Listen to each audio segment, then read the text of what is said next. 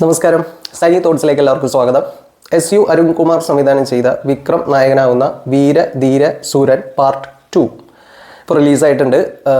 ഈ ഒരു cinema announce ചെയ്ത ടൈമിൽ തന്നെ നല്ലൊരു പ്രതീക്ഷ ഉണ്ടായിരുന്നു. കാരണം വേറെ ഒന്നുമല്ല, ഈ ഒരു സിനിമയുടെ ഡയറക്ടർ അരുൺകുമാർ, SU അരുൺകുമാർ, ആള് ഇതിനു മുമ്പ് ചെയ്തേക്കുന്ന ഫിലിംസ് വിജയ് സേതുപതി നായകനായിട്ടുള്ള ഒരു പോലീസ് പടം ഉണ്ടായിരുന്നു, സേതുപതി എന്ന് പറഞ്ഞിട്ട്. അതേപോലെ തന്നെ നമ്മളുടെ സിദ്ധാർത്ഥ നായകനായിട്ടുള്ള ചിത്ത, ഒരു ഇമോഷണൽ പടം. അപ്പോൾ ഈ രണ്ട് പടവും പേഴ്സണലി നല്ലപോലെ ഇഷ്ടമായിട്ടുള്ള ഒരു സിനിമയായിരുന്നു. അപ്പോൾ അതുകൊണ്ട് തന്നെ ഇങ്ങനെ ഒരു പടം ഈ ഒരു ഡയറക്ടറായിട്ട് വിക്രം ഒന്നിക്കുന്നു എന്ന് പറഞ്ഞു കഴിയുമ്പോൾ നല്ലൊരു പ്രതീക്ഷ ഉണ്ടായിരുന്നു. അതുകൊണ്ടാണ് ഈ സിനിമ പോയി കണ്ടത്. എന്തായാലും പ്രതീക്ഷ തെറ്റിയില്ല. പടം നല്ല കിടിലം പടം. കാരണം ഇതൊരു വയലൻസ് ആക്ഷൻ ഫിലിമാണ്. ഇപ്പോൾ ഒരു വടച്ചെന്നൈ മോഡ് അതുപോലത്തേക്ക് ഒരു പടമാണ് ഇത് വരുന്നത്. അപ്പോൾ ആ ഒരു തരത്തിലുള്ള പടങ്ങളൊക്കെ ഇഷ്ടമാവുന്നവർക്ക് എന്തായാലും നല്ലപോലെ എന്തായാലും ഇഷ്ടമാവും. എനിക്ക് എന്തായാലും പേഴ്സണലി നല്ലപോലെ പടം ഇഷ്ടമായി. ഒരു ഡിഫറൻ്റ് ആയിട്ടുള്ള ഒരു അറ്റംപ്റ്റാണ് ഡയറക്ടർ ചെയ്തേക്കുന്നത്. ഇതിപ്പോൾ പാർട്ട് 2 ആണ് ആദ്യം ഇറങ്ങിയിരിക്കുന്നത്. സാധാരണ എല്ലാ സിനിമകളുടെയും പാർട്ട് 1 ഇറങ്ങിയതിന് ശേഷമായിരിക്കും പാർട്ട് 2 വരുന്നത്. പക്ഷേ ഇതിനകത്ത് ഫസ്റ്റ് തന്നെ ഒരു പാർട്ട് 2 ആണ് ഇറങ്ങിയിരിക്കുന്നത്. പാർട്ട് 1 ഇനി ഷൂട്ട് ചെയ്യാനുണ്ട്. ഇപ്പോൾ പാർട്ട് 2 സക്സസ് അനുസരിച്ചായിരിക്കാം മേ ബി ഒരു പാർട്ട് 1 ഇറക്കുന്നത്. അപ്പോൾ ഒരു ഡിഫറൻ്റ് ആയിട്ടുള്ള ഒരു അപ്രോച്ചാണ് ഈ സിനിമയിലേക്ക് എന്തായാലും ഡയറക്ടർ എടുത്തേക്കുന്നത്. അപ്പോൾ ഈ ഒരു സിനിമയുടെ സെറ്റിംഗ് എന്ന് പറയുന്നത് മധുരയിലാണ്. മധുരയിൽ ഒരു രാത്രി സംഭവിക്കുന്ന മധുരയിലൊരു പലചരക്ക് കട നടത്തുന്ന, ഒരു ചെറിയ പലചരക്ക് കട നടത്തുന്ന വിക്രം അവതരിപ്പിക്കുന്ന കാളി എന്ന മെയിൻ കഥാപാത്രം. അപ്പോൾ ഈ കാളി എന്ന് പറഞ്ഞ കഥാപാത്രത്തിന് ആ ഒരു രാത്രിയിൽ ഒരു കുറ്റകൃത്യം ചെയ്യാനായിട്ട് ആൾ നിർബന്ധിതനാവുകയാണ്.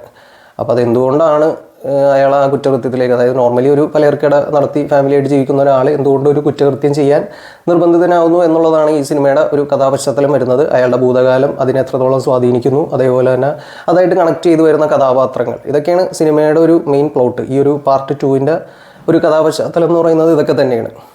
കാളി എന്ന മെയിൻ കഥാപാത്രം ചെയ്തിട്ടുള്ള വിക്രമിൻ്റെ അന്യായ പെർഫോമൻസ്, ഞാൻ എന്ന് പറഞ്ഞാൽ കിഡിലൻ.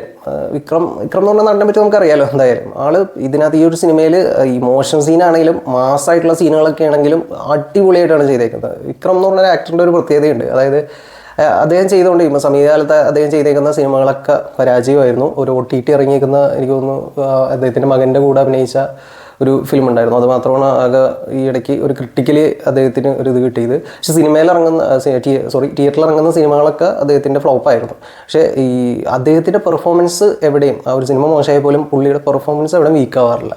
അപ്പോൾ ആ വിക്രം എന്ന് പറഞ്ഞ ആക്ടറിനെ നമുക്കറിയാം. അപ്പോൾ ഈ ഒരു സിനിമയിലും അത്ര അടിപൊളിയായിട്ടാണ് പുള്ളി ചെയ്തേക്കുന്നത്. ഒരു ഇമോഷണൽ സീൻസ് വരുന്നുണ്ട്, ഫൈറ്റ് സീൻസ്, ഡയലോഗ് ഡെലിവറി, ചില എക്സ്പ്രഷൻസ് ഒക്കെ കിടിലനായിട്ടാണ് ചെയ്തേക്കുന്നത്. വിക്രത്തിനെ കൂടാതെ തന്നെ ഇതിനകത്ത് കുറച്ച് കഥാപാത്രങ്ങളെ വരുന്നുള്ളൂ. പിന്നെ മെയിൻ ലീഡായിട്ട് വരുന്നത് സുരാജ് വെഞ്ഞാറമൂട്. സുരാജിൻ്റെ ഫസ്റ്റ് തമിഴ് പടമാണ് ഇത്. സുരാജും കിടിലനായിട്ടാണ് ചെയ്തേക്കുന്നത്. ഒരു നെഗറ്റീവ് ഷെയ്ഡായിട്ടുള്ള ഒരു കഥാപാത്രമാണ്. സുരാജിനെ നമ്മളിവിടെ കോമഡി ചെയ്യുന്നതായിട്ടും കണ്ടിട്ടുണ്ട്, ഇതേപോലെ കുറച്ച് നെഗറ്റീവായിട്ടുള്ള റോൾ കണ്ടിട്ടുണ്ട്. പക്ഷേ ഈ ഒരു സിനിമയിലേക്ക് വരുമ്പോൾ ആൾ ഒന്നാമത് തമിഴ് ആണ്, വേറൊരു അതർ ലാംഗ്വേജ് ആണ്. ആ ലാംഗ്വേജ് തന്നെ കൈകാര്യം ചെയ്തേക്കുന്നത് അടിപൊളിയായിട്ടാണ്. പിന്നെ അത് കൂടാതെ തന്നെ ഈ പെർഫോമൻസും വിക്രത്തിൻ്റെ ഒപ്പം, അതേപോലെ തന്നെ മറ്റു ലീഡ് ചെയ്യുന്ന SJ സൂര്യ, പുള്ളിയുടെയൊക്കെ ഒപ്പം പറഞ്ഞ രീതിയിൽ ആ ഒരു നെഗറ്റീവ് അപ്രോച്ച് പിടിച്ചു പോകാമെന്ന് പറഞ്ഞു കഴിഞ്ഞാൽ അത് കിടിലനായിട്ട് സുരാജ് ഇതിനകത്ത് ചെയ്തിട്ടുണ്ട്. പിന്നെ SJ സൂര്യ ഇതിനകത്തൊരു SP-യുടെ ക്യാരക്ടറാണ്, അരുണഗിരി, അങ്ങനെ എന്താണ് പേര്, അരുണഗിരി എന്ന് പറഞ്ഞ ക്യാരക്ടറാണ് SJ സൂര്യ ചെയ്തേക്കണേ. SJ സൂര്യ നമുക്കറിയാലോ, ഈയിടെയായിട്ട് പുള്ളി ഒരു ക്യാരക്ടർ ചെയ്ത് കഴിഞ്ഞാൽ പുള്ളിയുടേതായിട്ടുള്ള ഒരു ശൈലിയിൽ പുള്ളി അത് ഗംഭീരമായിട്ട് ചെയ്യാറുണ്ട്. ഈ പടത്തിൽ അതുപോലെ തന്നെയാണ്. SJ സൂര്യ ഇതുപോലെയുള്ള പോലീസ് റോളുകളൊക്കെ ചെയ്ത് കഴിഞ്ഞ് കഴിഞ്ഞാൽ അടിപൊളിയായിരിക്കും.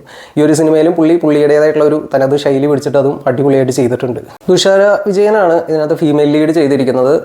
ആളത് നന്നായിട്ട് തന്നെ ചെയ്തിട്ടുണ്ടായിരുന്നു. പിന്നെ ഈ ഒരു സിനിമ എന്ന് പറഞ്ഞു കഴിഞ്ഞാൽ ഇപ്പോൾ വിക്രം, അതേപോലെ തന്നെ സുരാജ് വെഞ്ഞാറമൂട്, നമ്മളുടെ SJ സൂര്യ, അപ്പോൾ ഈ 3 പേരുടെയും ഒരു പെർഫോമൻസ് തന്നെയാണ് ഈ പടത്തിൻ്റെ ഒരു മെയിൻ ഹൈലൈറ്റ്. അതിനകത്ത് തന്നെ എടുത്തു പറയുന്നതാണ് വിക്രത്തിൻ്റെ ആ ഒരു പെർഫോമൻസ്.